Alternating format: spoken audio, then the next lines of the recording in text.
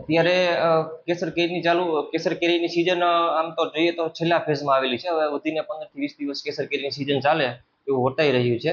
હવે આપણે નિકાસની વાત કરીએ તો આપણા ગીરની કેસર કેરીને જીઆઈ ટેગ મળતા 2011માં તેની કાનૂની ઓળખ મળતા તેની આપણી ગુજરાતમાં અને ભારતભરમાં તો ડિમાન્ડ ખૂબ જ વધી છે. તેની સાથોસાથ આંતરરાષ્ટ્રીય જે એક્સપોર્ટ કરવામાં આવે છે એમાં પણ આંતરરાષ્ટ્રીય બજારોમાં પણ આપણી ગીરની કેસર કેરીની ડિમાન્ડ ખૂબ વધી છે. આપણે કેરીની વાત કરીએ તો સૌરાષ્ટ્રમાં આપણે અંદાજિત 44,000 હેક્ટર આંબાનું વાવેતર થયેલું છે, જેમાં અંદાજિત ઉત્પાદન 3,15,000 મેટ્રિક ટન જેટલું થયેલું હતું. 2011માં જીઆઈ ટેગ કેસર કેરી જીઆઈ ટેગ મળતા તેની એક્સપોર્ટમાં પણ ડિમાન્ડ વધતા વાત કરીએ તો આપણે યુએસએ, યુકે, કેનેડા,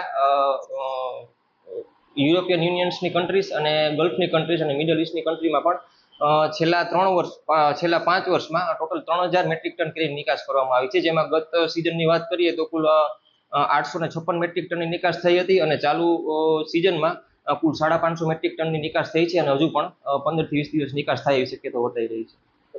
આમાં કેટલા ખેડૂતો રજીસ્ટ્રેશન કરાવ્યું હતું? જુનાગઢ કેટલા છે? કુલ નિકાસ માટે આપણે અપેડા ફાર્મ રજીસ્ટ્રેશન ફરજિયાત હોય છે. તેની વાત કરીએ તો અત્યાર સુધીમાં આપણે ગુજરાતમાં 1425 જેટલા અંદાજિત ખેડૂતોએ ફાર્મ રજીસ્ટ્રેશન કરાવેલું હોય છે, જેની વેલિડિટી છે 5 વર્ષની હોય છે. કુલ ગુજરાતની સાપેક્ષમાં આપણે જુનાગઢ અને ગીર સોમનાથ જિલ્લાની વાત કરીએ તો કુલ 625 જેટલા ખેડૂતો તો આપણા ફક્ત જુનાગઢ અને ગીર સોમનાથના ખેડૂતો રજીસ્ટ્રેશન કરાવેલું છે અને ચાલુ વર્ષે કુલ 102 ખેડૂતોએ ફાર્મ રજીસ્ટ્રેશન કરાવેલું છે.